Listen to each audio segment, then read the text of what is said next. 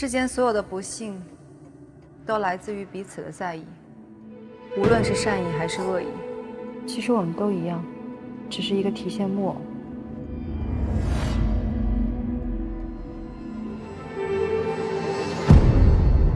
接下来，我们好好聊一聊你的抠吐问题。你觉得在什么样的情况下，你最不容易产生抠吐现象？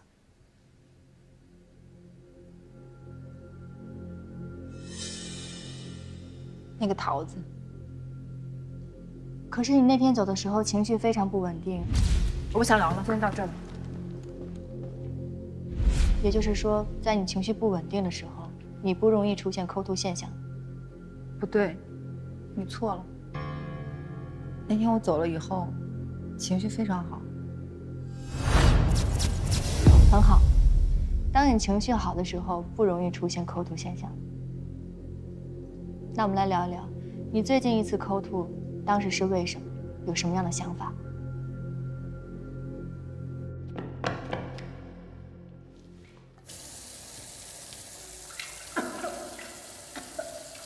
好一些了吗？好一些了。你的意思是说，在抠吐之前，你感觉非常的不好？吐之前，我感觉很焦虑，觉得自己像个怪物。为什么？因为我会控制不住的吃。如果不抠吐，你觉得会发生什么？不呕吐的话，我会变胖。你认为抠吐以后就不会变胖了？呕吐完之后，我觉得自己很干净，就好像从来没有吃过一样。现在我们已经充分意识到，让你形成暴饮暴食跟抠吐的习惯了。也就是说，当你每次产生焦虑、紧张、不安跟愤怒情绪的时候，你就想通过暴食来缓解自己的压力。可每次吃完以后，你又会陷入那种自己失控、很难受的状态当中，你就需要抠吐这个补偿行为，来缓解你当时的压力，对吗？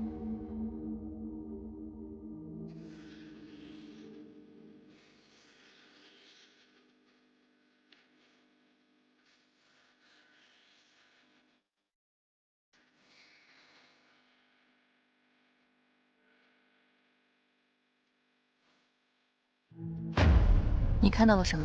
看到接下来会被人羞辱。那眼下的一切呢？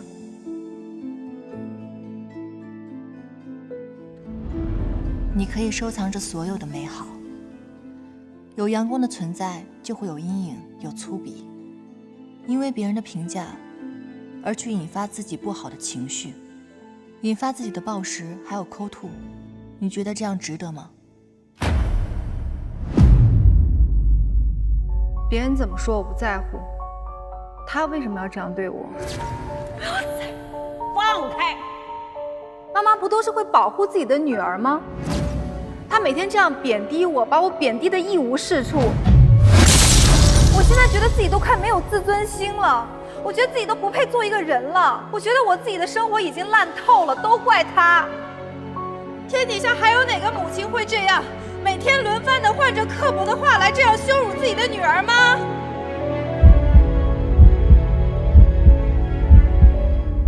你看，别人的围观、议论、讽刺都没有击垮到你，而真正击垮你的人，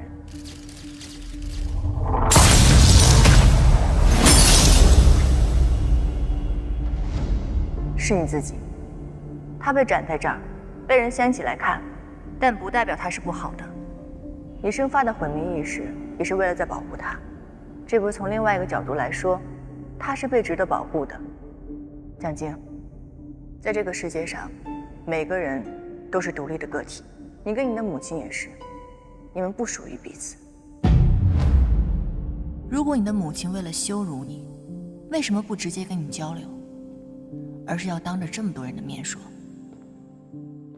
这或许是他的一种表达方式，能够让羞辱来得更猛烈一些，又可能是他的一种表演吧。你说到点子上了，他的表演。也许他们的财富、社会地位、价值认知，都趋于一种长期稳定的感觉，所以他们需要在生活中截取一些让他们可以产生满足感和新鲜感的东西。所以他用这样的方式来羞辱我，让自己获得快乐吗？也许他的贬低只是出于一种保护自己的无意识行为，同时，他认为他也在保护你，他不想让你早恋。保护我？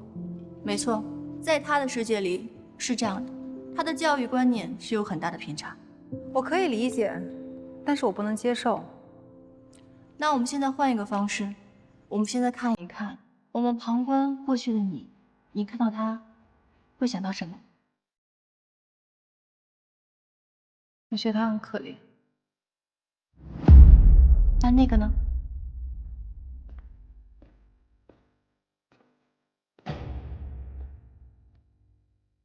我觉得他挺可爱的。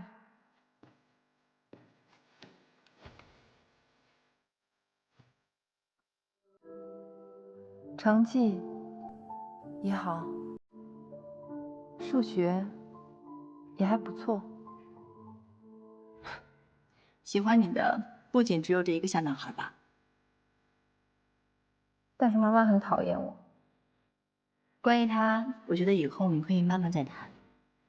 此刻，我们只需要感受那个小奖金。你觉得陪伴他度过最痛苦、最难过的事情是什么？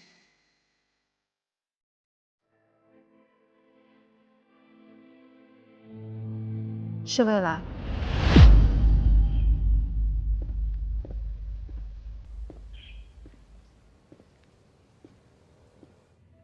张女士，啊，您是？您好，我姓贾。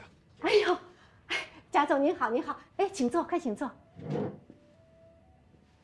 贾总，您尝一下吧，这是我点的最好的普洱茶，来。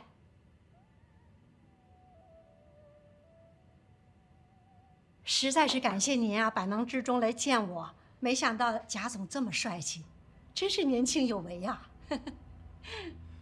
我这次出差的目的是为了纪念东方大剧院的庆年音乐会，向全国各地的杰出青年钢琴演奏家发出邀请。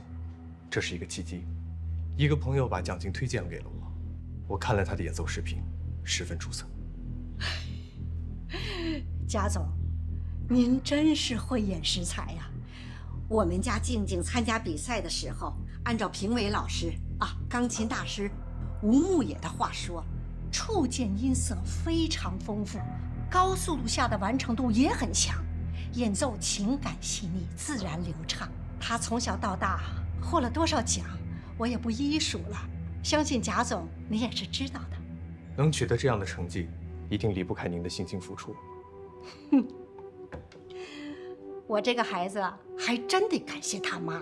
我们家静静5岁的时候就开始练琴，每天练习10个小时起步。什么周末寒假、暑假，那别的孩子都在外边去玩，但是我还是坚持让他每天练琴。这个孩子从小到大没少流血流汗，他10个指头上长满了茧子。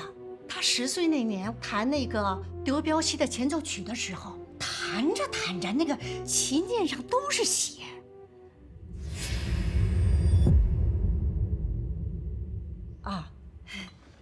当然了，后来他也长大了，也懂事了，不哭不闹了。只是他最近，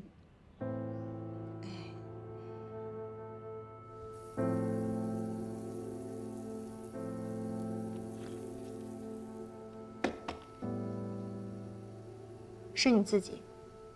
你今天为你自己做的所有的一切，过去的他都能感受到，让他更有信心面对未来，甚至他给予你希望，给予你力量，开启了新的局面。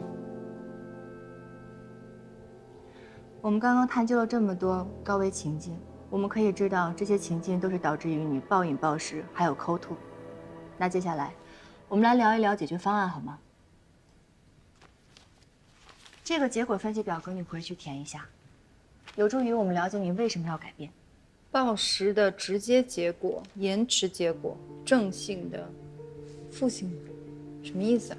直接结果也就是说，当你暴食以后，正向影响给你带来的是你可以解决当下的焦虑和不安，而负性影响就是你会觉得自己变胖了，又会产生新的焦虑，而延迟结果是当过了这段时间，我们用长期的角度上来看它对你的好处和坏处。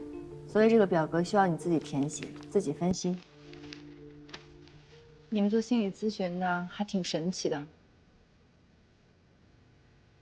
感觉我好像一直在读懂我自己。也许时间久了，你也可以成为自己的治疗师哦。那我们说说第二个解决方案。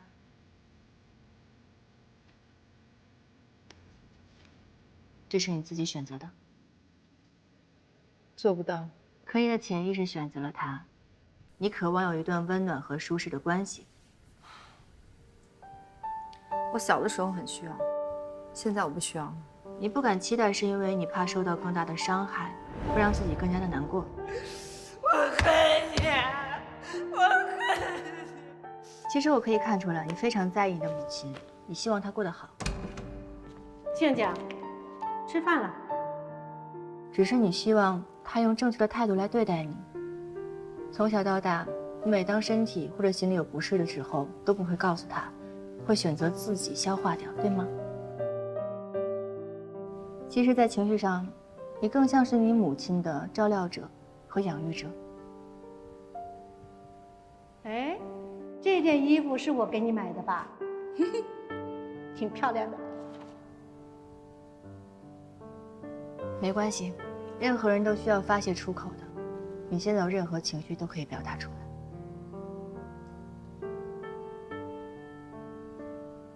今天的咨询结束了吗？还没有，还差最后一个问题。如果这些问题你解决不了，你会怎么样？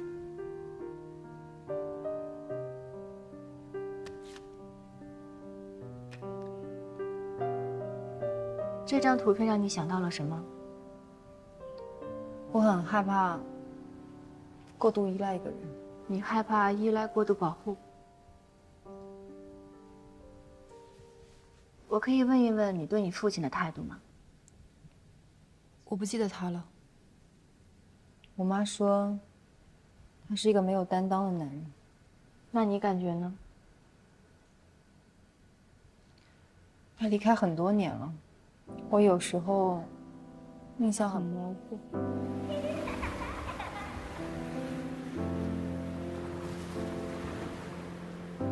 好像他在我小的时候，很喜欢把我放在他的肩膀上，然后再把我举得很高很高，举到空中，我能看得很远，好像飞鸟。蒋静，我觉得这不光是你一个人可以努力的，我想跟你的母亲好好聊一聊。本来就是他送我来的，他应该不会拒绝你吧？我觉得我再跟你交谈几次，我很有信心能把你带出困境。真的吗？当然。柯老师，你跟我说的这些，都是科学范畴的吗？如果你想知道原理，我可以帮你解释一下。我是在兼用认知行为治疗和人际交互心理治疗。我相信了，道理我就不听了。我下次治疗什么时候？按照我们咨询疗程上的时间就可以，但是要记住，要完成家庭作业啊。好的，那下次见。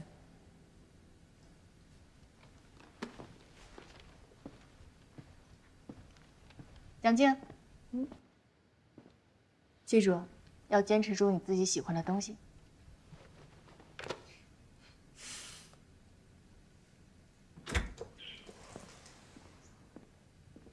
通过最新的数据分析，大家都能看出来，我们时间访谈作为997的王牌栏目，一直以来受众目标还是非常精准。金融经济类，年收入20到50万之间，年龄36到45岁的受众层面，就是我们时间访谈的主要听众。希望在下个阶段为我们节目做一个升级和改造。也不知道哪里来的金主爸爸，据说为时间访谈专门量身定制的数据调研。花完这个数年轻观众50万。当然也非常感谢各位领导，还有我们的人一直以来对我们节目的支持和喜爱。张总，您这边有什么问题吗？这个回答。不是这个问题怎么做？同学啊，同学们，这个课余时间呢，我就不开小灶了。你们啊，应该抓紧时间好好休息。好啊，再见。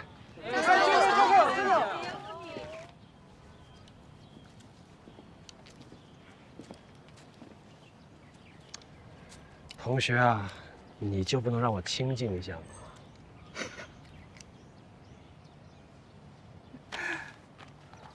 ？Mystery of the Mind， 可以啊，这书没收了。你呀，巧立名目，从我那儿拿的书多了，也不差这一本。这知识啊是要流通的，我这是在帮你。是，你呀说的都对。什么时候回来的呀？昨天。哎，你说要帮我，我还真有个事需要你帮呢。你猜，我昨天回国的飞机上碰到谁了？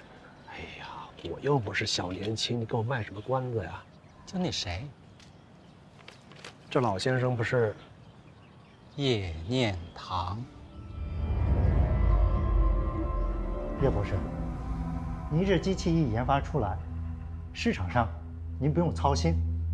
我们几个呢，已经把名字都想好了。什么名字？奥托买迪克泰勒。什么泰勒？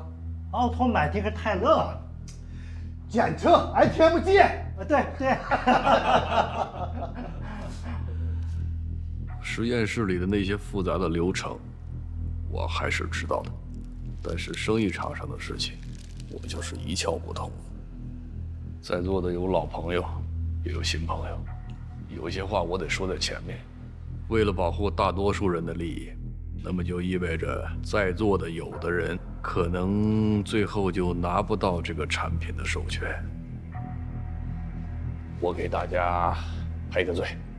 叶总，这你就甭管了，有得有失，有进有退嘛，我们大家心里都有数啊！干了啊！好，来。读书人呢，就是能谦虚，论进退。叶博士，你可比我们这些只会盘生意的人老道得多。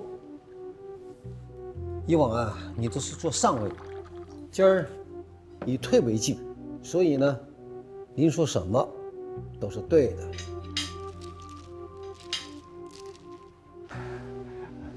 叶博士有他的想法。郭总，来，我单独敬你一个。啊，不好意思，我还在吃药。不喝好，风物长宜放眼量嘛。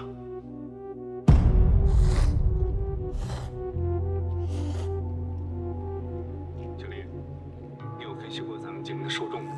啊？听众的性别、年纪、职业，以前只有电台的收听率和市场的数据份额可以分析，但是现在有了直播这一块的大数据，其实是可以整理一下的。钱哥，你先别着急把这活安排给小丽，毕竟数据调研我们不是专业的，我觉得你还是找潘台申请。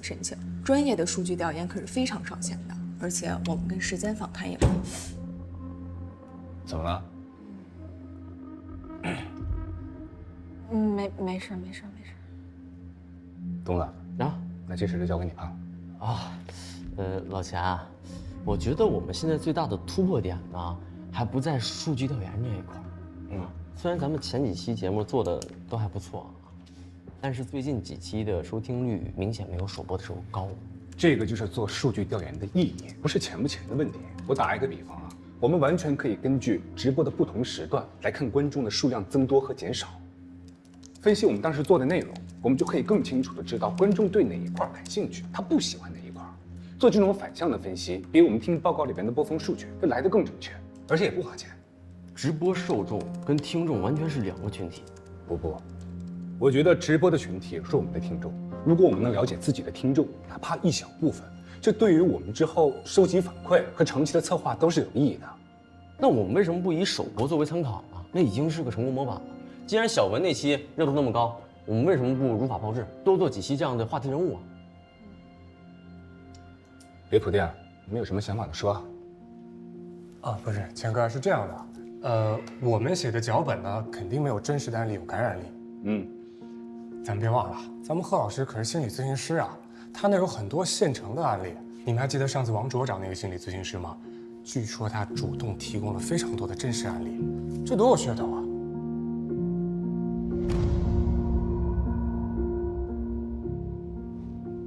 不行，我不知道王卓怎么跟心理咨询师聊的啊，但是作为一个专业的心理咨询师，是绝对不能透露来访者的隐私的，这是赫顿的职业道德，也是他的职业底线。也没让他触碰底线。那淼子的意思是说呀，咱们可以用人物原型，对吧？来访者对于贺老师来说是个案，我们可以二次编辑，把它做成一个全新的故事。这对于赫顿来讲是一样的，故事输出从他到我们这的这个环节就是在泄露。不一样啊，他只要抹去容易暴露身份的细节，连我们都不知道是谁，那脚本再加工，观众换个思路吧。这个我说不行就不行，再想想别的办法。柴一，你是不是太站在赫顿的立场上考虑问题了？东哥，说什么呢？什么叫我太站在他的角度考虑问题了？这完全就是对合作伙伴的一个尊重啊！你少来这套吧！你当初不就看中他有争议、有话题热度，才把他拉进来的吗？你尊重他，你把我们放哪儿啊？东子，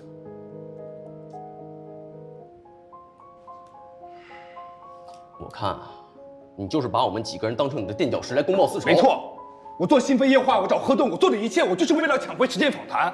怎么了？有什么问题吗？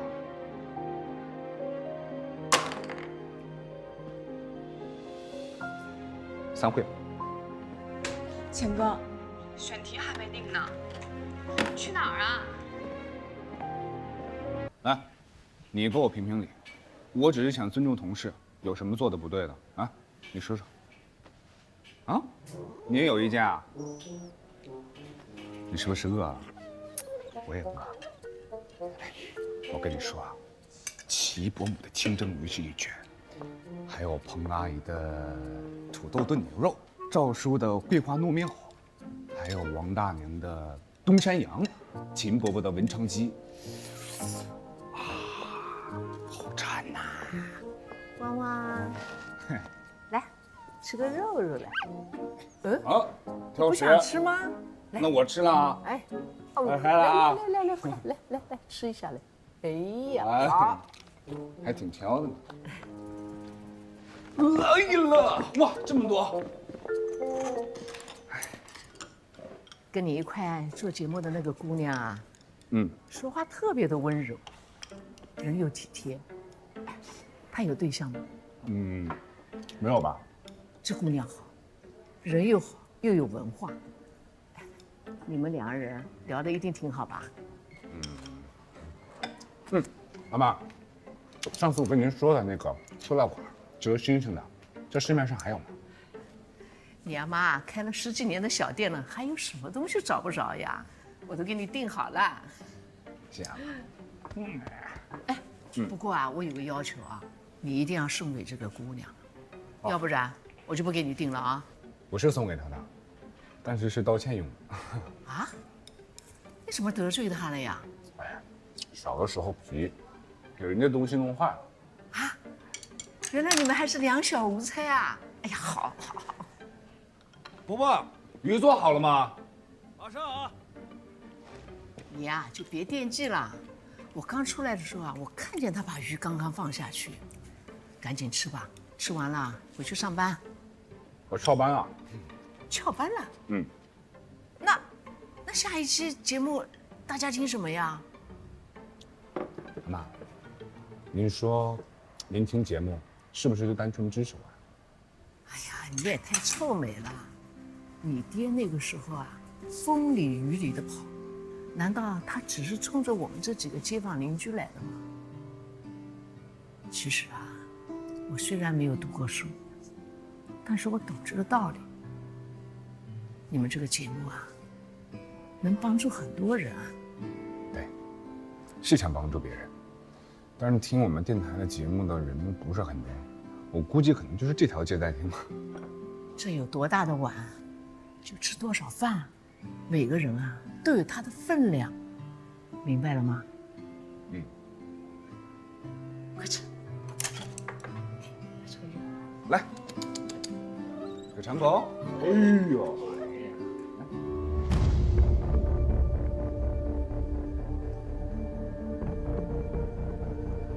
过年了，今天。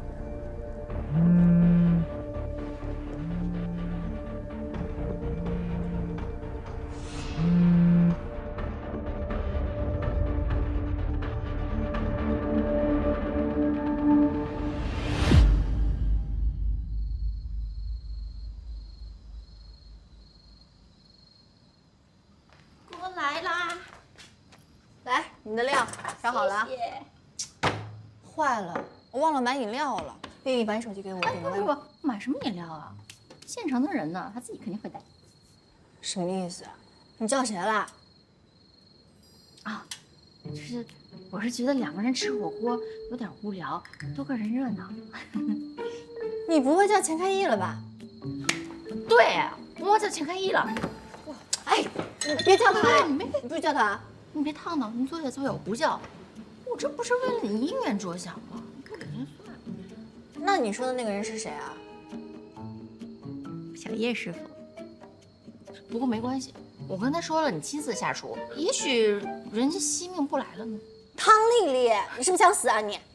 二位，真有不怕事大的。佳辉，我带了酒和饮料。我说什么来着？哇，勃艮第红酒哎，这么正式哎。来，我来吧，我已经醒过了。OK， 我拿酒杯。佳辉，只是一顿便饭，其实不用这么正式。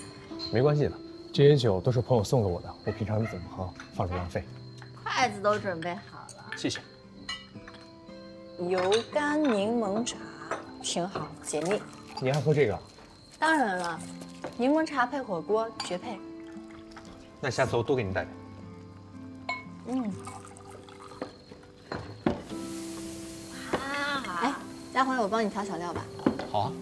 我呀做饭不行，但什么洗菜啊、买菜啊、调小料啊，我简直是一绝。我跟你说，我们家老婆非常厉害的，吃火锅有很多讲究的。再来2勺蚝油，生抽跟醋都来一点。最后是关键哦，我洗过手了啊。葱花香菜，最后再来点辣椒，你试一下。没想到调料放这么多。对啊，很讲究的。怎么样，好吃吗？味道是不错，是比我自己在外面调的好吃。今天是老贺第一次给我做饭，举杯庆祝一下。对，庆祝老贺做的第1顿饭非常成功。谢谢你们啊。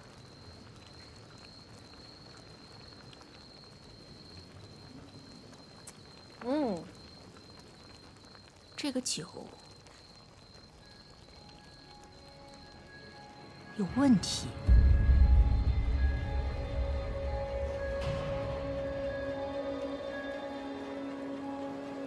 什么问题啊？佳辉，你是不是把这个酒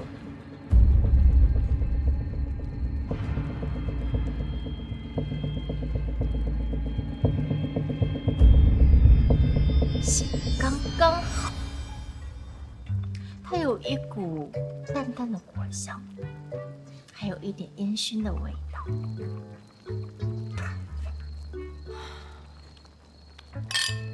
会喝。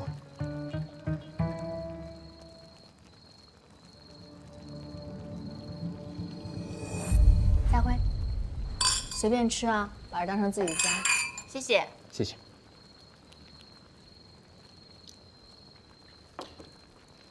在家能这么喝，你们在外边可得小心啊！外边可不是所有人都是好人的。反正你们以后还是要少喝一点酒。今天早上我看钱开义在门口转来转去的，你们2个女孩自己住，平常可得把门窗锁好。钱开义，怎么了？没事，只不过是知人知面不知心，防人之心不可无。我跟你说，他就是个怂胆，什么都不敢做。我借他8个胆子，他都不敢做坏事儿。你又这么相信他？当然。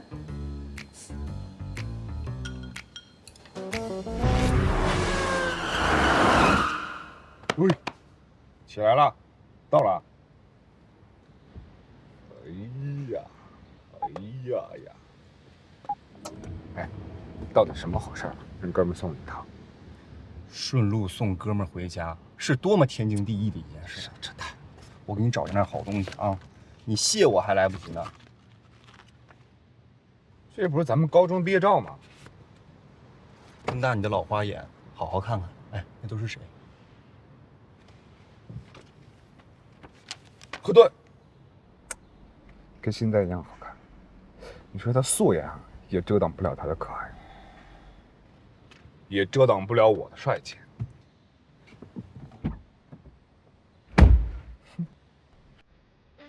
喝酒。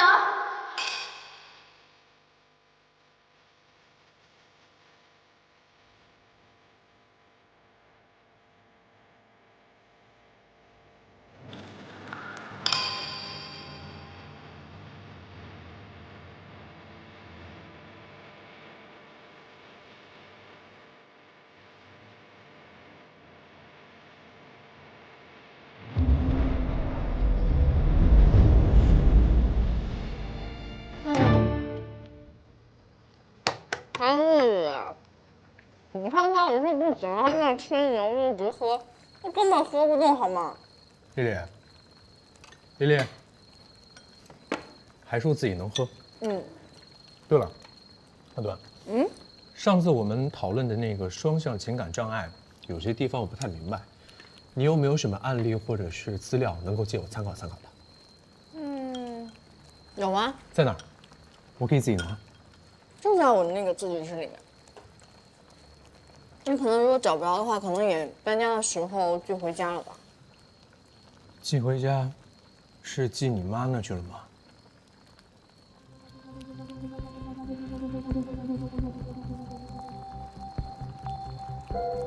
是不是觉得我喝多了？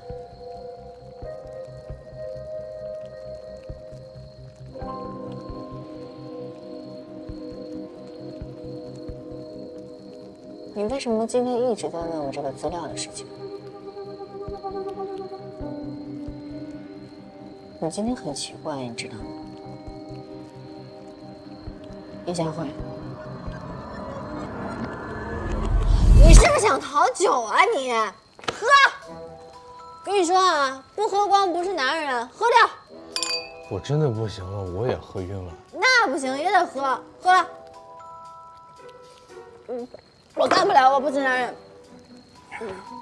哇，太菜了吧，全都倒了。唉，我真的是。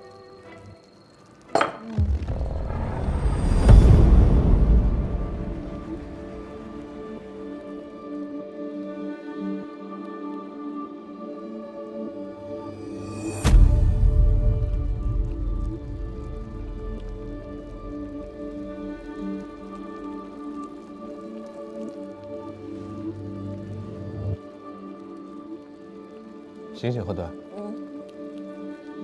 丽丽。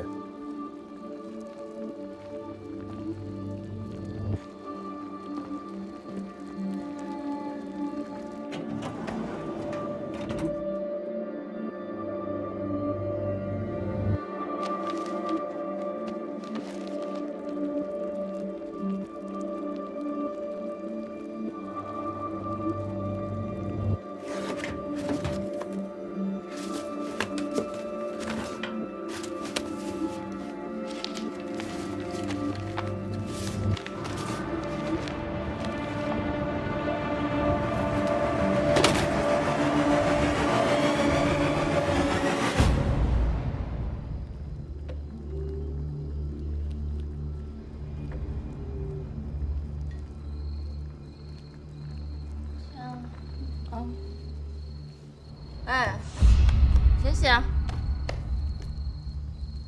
这么点酒，你把我喝成这个样子，嗯，你带的假酒吧？啊？什么呀？你这酒是假的，你看看。哎，我怎么睡着了？头好晕啊！呵呵。何顿，呵呵。醒醒啊，何顿！好痛。你快送他上去吧，我来收拾。那我就不客气了。哦，我们上去吧。我好想吐。你自己能行吗？没问题，放心。哎，哦，我怎么踩着你了？没关系。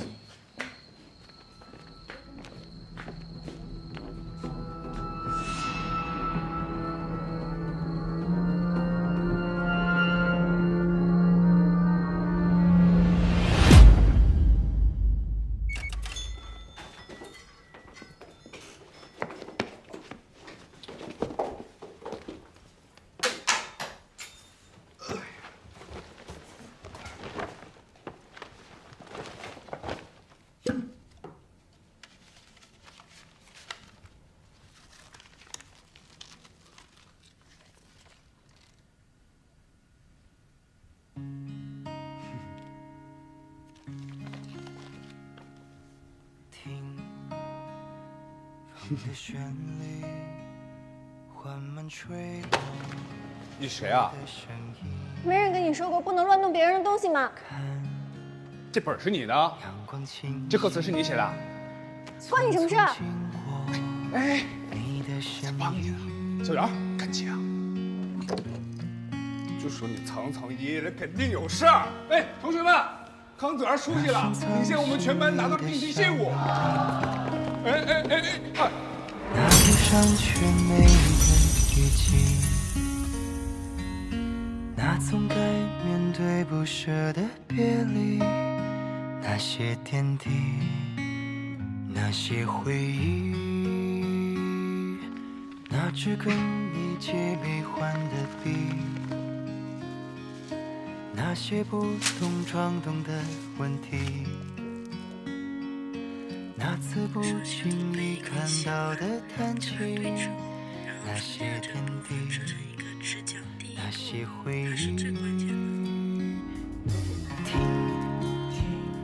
风的旋律缓慢吹落树叶的声音，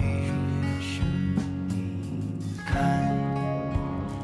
阳光清晰匆匆经过你的身影，那深藏心里的小秘密，那忧伤却美丽的雨季。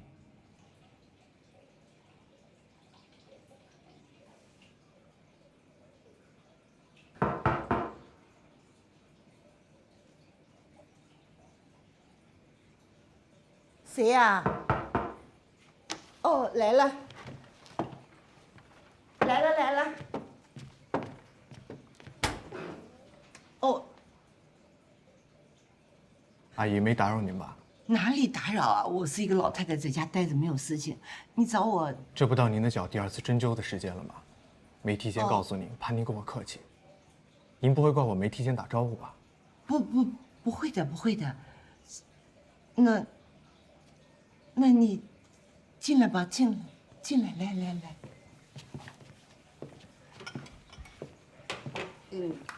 我给您买了一些水果。以后啊，千万不要这样啊，孩子。年轻人花钱的地方以后多的是，我老太太家里什么都有，不要再买了啊。来，里边坐。阿姨，哎，我帮你把门关上吧。